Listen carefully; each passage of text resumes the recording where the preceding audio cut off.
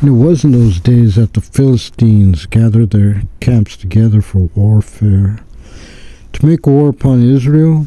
And Achish said to David, "You shall know that you shall go out with me in the camp, you and your men."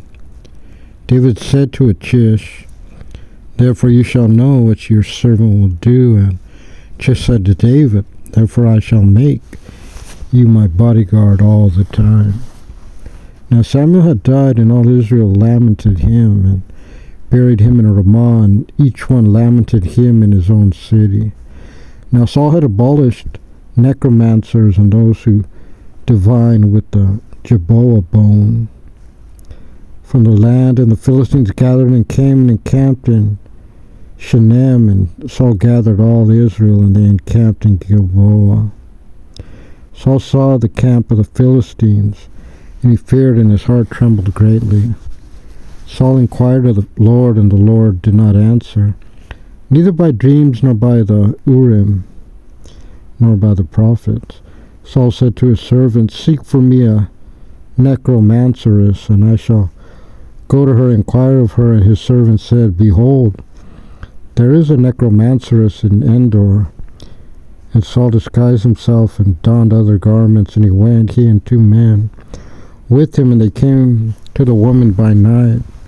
And he said, "Divine now for me with necromancy, and conjure up for me whom I shall tell you." The woman said to him, "Behold, you know that Saul has done, that he has abolished the necromancers and those who divine by the Jidoa bone from the land, and why do you lay a snare for my life to cause me to die?" Saul swore to her by the Lord, saying, "As the Lord lives, no punishment will happen to you for this thing." And the woman said, "Whom shall I conjure up for you?" And he said, "Conjure up Samuel for me." And the woman saw Samuel, and she cried aloud. And the woman said to Saul, saying, "Why have you deceived me? For you are Saul." The king said to her, "Fear not, for what have you seen?" The woman said to Saul, "I have seen angels ascending from the earth." And he said to her, "What is his form?" And she said, "An old man is coming up, and he is wrapped in a cloak." And Saul knew that he was Samuel, and he bowed down with his face to the ground and prostrated himself.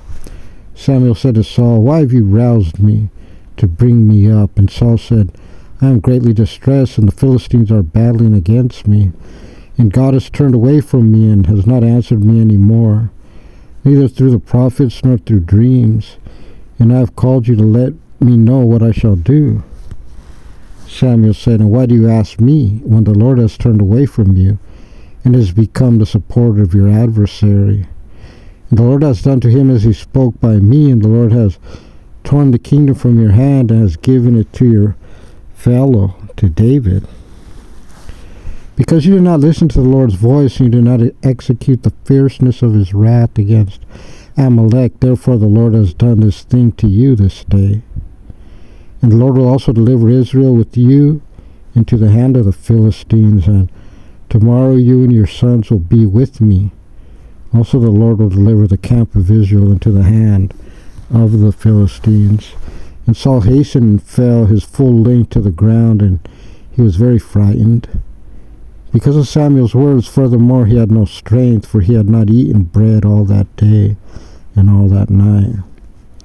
And the woman came to Saul and saw that he was very much terror-stricken. She said to him, "Behold your handmaid, listen to your voice, and I have put my life in my hand, and obeyed your words which you spoke to me. And now I pray you, you also listen to the voice of your handmaid. Let me place before you a morsel of bread and eat. You will have strength when you go on the way." And he refused and said, "I shall not eat." And the servants and also the women urged him, and he listened to their voice. And he arose from the ground and sat upon the couch. And the woman had a fatted calf in the house. She hastened and slaughtered it. She took flour and kneaded it, and baked from it unleavened cakes. She set it before Saul and before his servants, and they ate, and they rose and went away on that night.